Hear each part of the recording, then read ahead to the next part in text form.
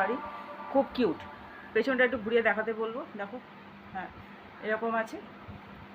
আর সামনেটা আরেকবার দেখাই আমি, আরেকবার খুলে দেখালে তোমরা বুঝতে পারবে জিনিসটা এভাবে খুলবে, ঠিক আছে।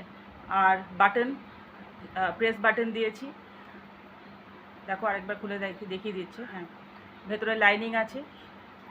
তোমরা অল্প তোমাদের জিনিস, এটা কিন্তু একদম একটা ইউনিক জিনিস, একদম নতুন একটা কনসেপ্ট, ঠিক আছে। তো এটা বানিয়েছি।